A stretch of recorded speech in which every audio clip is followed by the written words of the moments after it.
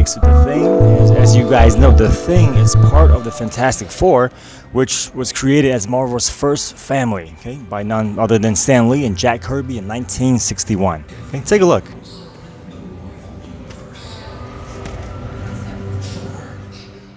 What's up, guys? Thanks for joining me for another episode of Two Guys in a Comic Book.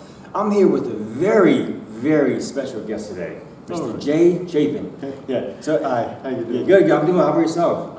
Everything's great. Yeah. Thanks. So, if you guys don't know, Jay is the hands and the brains behind Dragonuk. So, if you guys are getting jobs out there, take a moment to thank him. Better yet, give him a part of your next paycheck. So Jay, I was at the Franklin Institute last weekend in Philadelphia. Yeah. They had an awesome exhibit on Marvel, and you actually have a book about Benjamin Franklin. Benjamin Franklin. So it's called Benjamin Franklin. Well, it's a novel. Yes. It's not historical. Yes. I mean, you know that. Yes. Yeah. So it's nonfiction. Correct. I always get fiction and nonfiction mixed. I don't know which one's which. No, so it's called Benjamin Franklin and the Timeline Rupture. Right. Okay. Correct. So tell us a little bit about this book. It's not about his inventions or his history per se, but it's about something else. Right. Benjamin Franklin it takes him from a year, I think it was 1754, where he had not discovered electricity yet. So the book is about a University of Pennsylvania physics professor who invents a time machine to save his wife from the 9/11 attacks. Okay. But due to a incorrect, faulty, setting on the control panel, they bring his great grandfather, Benjamin Franklin, back to the present, or forward to the present. Okay. Now, I ask you, if Benjamin Franklin had left his timeline before he invented electricity, before he helped with the Declaration of Independence and all the other things that he did, how would the world change? I'm very much into time travel. I've been watching all sorts of shows ever since I was a kid. If it had something to do with time travel, I was there. Okay. You know? So you were a Star Wars fan? Yes. What a nice T-shirt. Yeah. So Star Wars fan. Did you watch Back to the Future? Back to the Future. I mean, how many times did I watch Back to the Future when I was younger? Yeah, that's a classic. Yeah. Did you watch? Are you a Star Trek fan? Yes, very much. And I always say, when it comes to some of the time travel stuff that goes on in Star Trek, and you Star Trekkies know exactly which episodes I'm talking about, just love that, So I had to write a book on time travel. So let me ask you, and I don't mean to put you on the spot, who was the best captain? Well, on the one hand, I would say Picard. But on the other hand, and I know there's a few people that will argue, the Orville captain, I'm beginning to like him a lot more. I know that's not Star Trek, but you all know what I'm talking about. Yeah. Did you watch some of the more recent Star Trek movies? Yes, I've seen most of them. Okay. And yeah, so in Star Trek, there's lots of time travel, obviously, and your book is about time travel. Yes, sir. I mean, how did you? What was your? I know that you were passionate about time travel, but what made you, let's say, come together one day and say, I'm going to write a book on time travel specifically? I mean, as opposed to... Well, it's hard to say exactly why. Like I said, every time I see a show that has some sort of time travel, ever since I was a little kid, I was into it. So, I always wanted to write a book about time travel. And little by little, this kind of stuff pops in my head, and I finally decided to sit down and write the whole thing. Yeah. And it took a few years. I first wrote it as a screenplay, and then I took the screenplay and then I wrote it into a novel. So, what the biggest thing that I like about time travel is you get to see In other words, if there was no Ben Franklin, then a lot of things would change, and you'll see that in the book. Things are not as good anymore. And we as a people should be really thankful for a lot of things Yeah. that we have. As opposed to complaining about how if our internet was or is 5 seconds slower than Yeah, we get a little bit too upset in life at things, and we have it yeah, pretty good. yeah. No, I mean this is a fantastic book. So you read it. I read it. I gotta be honest with you. I didn't know what to expect. But Right. I dove right into it, and the original plan was to read it, parts, day by day. Right. I read the entire book in one day. One day. I'm not kidding. One day, I read the That's entire great. book. Yeah, and I kept going back to reference other details, about with time travel, things that I missed. But I gotta tell you, the way you structure the story, it's very clear.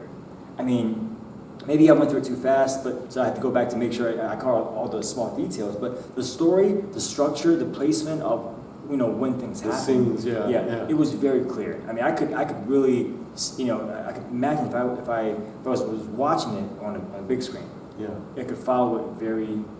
Yeah, while I was writing it, I had to actually keep a timeline Okay. in front of me because I even got confused. Because Yeah. you have Benjamin Franklin coming from the 1750s. He's going to the 2014 area, and then there's some scenes later. I think it's at the end of 2020, and so it got a little bit confusing. Yeah. Going back and forth, but it was fun to write. So your book, this story, it's not just about Benjamin Franklin. It's not just about time travel. No. It's also about romance. There is for you ladies and you men too, there's a bit of romance. I mean, he's going back, he wants to go back in time to save his wife. But then he meets somebody who becomes his new assistant, Okay. and she pretty much gets him to the point where he's not sure if he wants to go back anymore to save his wife, if you know what I mean. So he's stuck Okay. in between saving his wife from the 9/11 attacks, going back to that, and thinking, here's a new woman, I'm in love with her.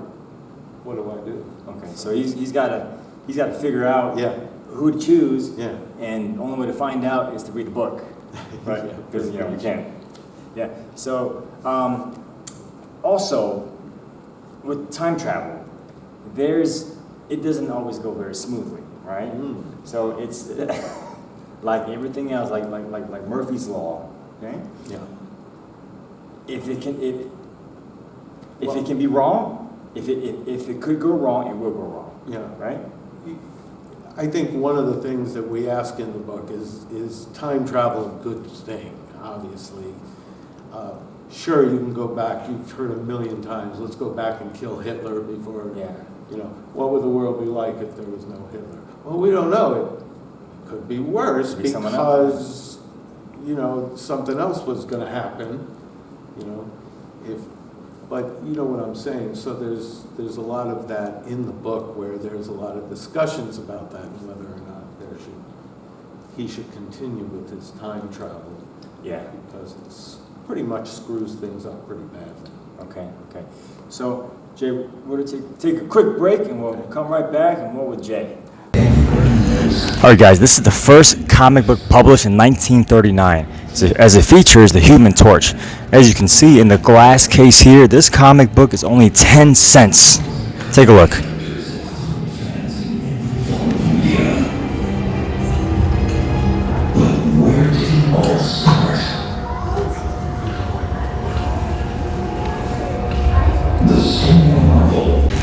Alright guys, this is really cool. This is Marvel's method of creating a comic book from start to finish. As you can see, step 1, the writer produces a short synopsis of the story. When that's done, it gets sent to the penciler. And when that's done, it gets returned to the writer for dialogue. After that, it gets sent to a professional letterer, and after that, these pages get sent to an inker, and last but not least, it goes through our hands. Pretty cool, right?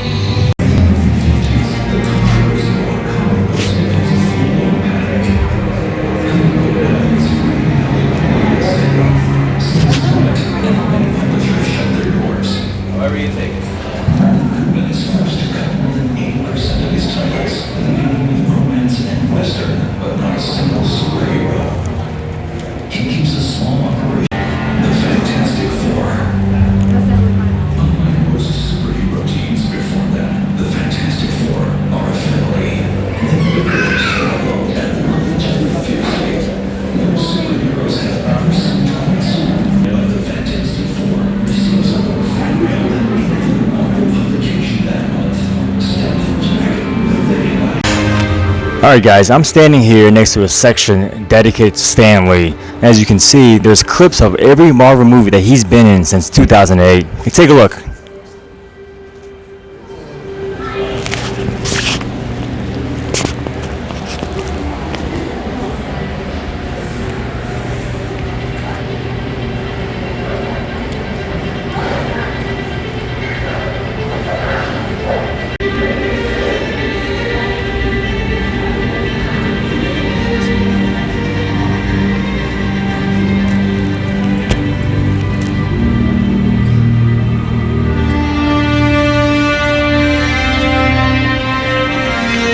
I'm here with Black Panther, okay? And as you guys may know,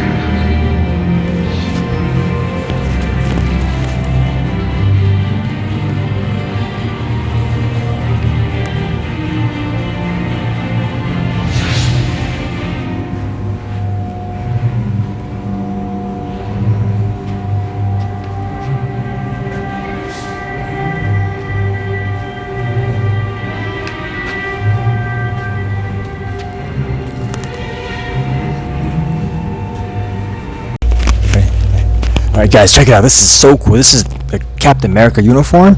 As you can see here to my left, okay, he's got the vibranium shield. There's another one up top. Take a look.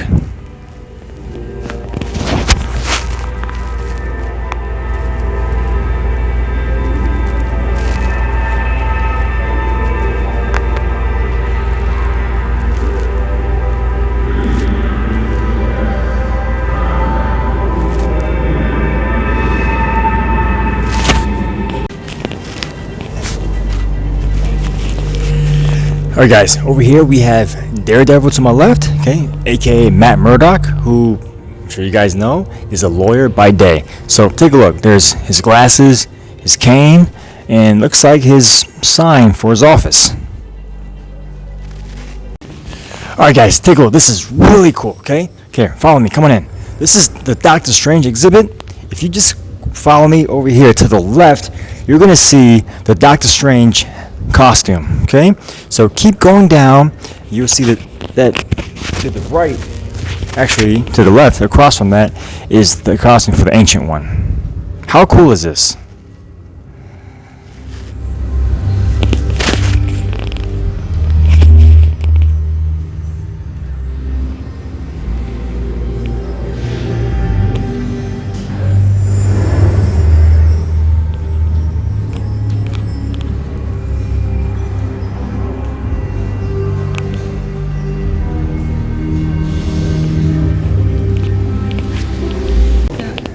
Guys, I want to show you something. This is a section on Captain Marvel, okay? As you can see across this wall over here, see, there's been more than one Captain Marvel, okay, in history. So take a look.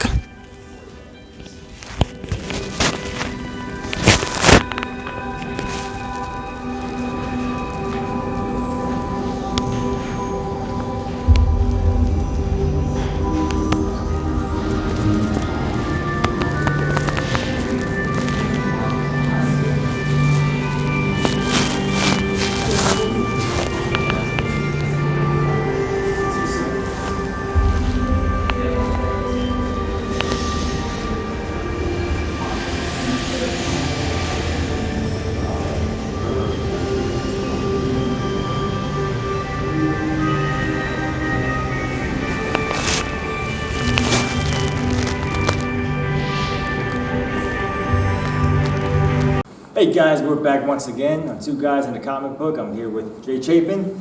Jay, so, as I mentioned earlier, I was at the Franklin Institute in Philadelphia. Yes, been there. Yeah, and let me tell you, I love Philadelphia. Yeah. Yeah, it's a beautiful city. That's why I wrote the book about it. Yeah, and the museum, it's fantastic. So they have this exhibit on Marvel with Spider-Man and Captain America. All the Marvel characters and history going back to Stan Lee. So it was a really cool exhibit for me to walk in and see the history of some of the stuff. Right. And one of the things I thought was really interesting was that they actually displayed some of the earlier comic books, and they were only 12 cents. That's exactly what I used to pay for comic books when I first started reading them. Yeah, I mean, I can't 12 imagine. cents. My first Superman comic was 12 cents. Yeah, I mean, you probably have guys walk down the streets, now, and they see 12 cents on the floor, they wouldn't pick it up. Yeah. That's a comic book right there. Yeah. Yeah, so, I had a friend who had them, he had a bunch before I started buying them. His was 10 cents. 10 cents, okay. Yeah. So, did you guys, were there special editions that were like 13 cents? Well, after it was 12 cents, 12 cents, 12 cents, and they had special editions for 25 cents. Okay. And then little by little, they started upping the price to 15 and 25 and, So when it got to the 15, 25 cent, category, were you like a little bit disappointed? Only when I couldn't afford it, It's funny as time goes on, we think now 12 cents for a comic book, that sounds great. And, you do what you have to do to get what you have to get. Right? Yeah, no, that's right. So yeah, it was a really cool exhibit. They had a section on X-Men by itself. And then the other part was, like I mentioned, the Spider-Man, all the other characters that's that's part of the Avengers. So you got to see, the history behind the artists. Wow. And the history, yeah. It was really cool, yeah. So, maybe, they're actually there till September. Hopefully I'll go back there again and check it out one more I time. have to check that out. Yeah, so it's really cool. So, Jay, I want to go back to your book for a second. Mm-hmm. So with the time travel, Benjamin Franklin, romance. Now, obviously, there's something that goes wrong along, in the process of time travel. Like any story, you've got to hit a climax, okay, before you come back down. So how did you meet, is someone that reads the book, Mm-hmm. what are some of the questions that they can maybe ask about? Well, I have a list. Oh, okay. I have a list here. First of all, the main question is, will he see his wife again? Okay. And you know the answer because I know. you read it. Number two is, what would the world be like if there was no Ben Franklin?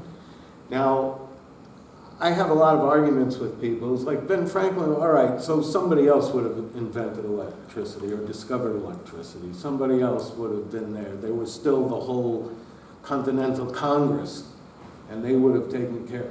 Well, you don't know, because the whole thing is, whenever you have time travel, you always say, if a butterfly flaps his wings in Japan, what happens in, you know that whole thing. Yeah, right? yeah. So if Benjamin Franklin was not present and he did not get back to his own timeline, what would things be like? Right, okay. And this is, I guess, my idea of this novel. Number 3 is, will they be able to send Ben back and get things back to normal? Number 4 is, why does the Terminator show up in this Oh, book? okay. So the, like as in Arnold Schwarzenegger, Terminator? Yeah, Arnold Schwarzenegger, the Terminator, shows up. Okay. And we're going to see, if you read it, you'll find out why. That's another time travel movie. Terminator, right? Exactly. Yeah. Exactly. That's really cool. And then number 5, last one. What did Ben think was the greatest invention since his era? They asked him before he left. They asked him, as they were trying to send him back, they asked him what the greatest invention that they see, that he saw in the 21st century. And if you read the book, you'll find out what I believe that he would say, I guess, because I'm the writer. Read the book. Yeah. Is it, you think it was a No, good answer? I think it's a great answer. I think it's just it's genius. All right. Yeah. Yeah, you would think he would say other things, but you'd be interested to find out what he did say. Yeah. So yeah, that's my 5 questions for that, and Okay. you'll see what happens after. It's not only romance. There's adventure. There's mystery. Lots of mystery. Okay. Okay, Jay, so we're going to take a quick break, and guys, we'll be right back with 2 guys in a comic book.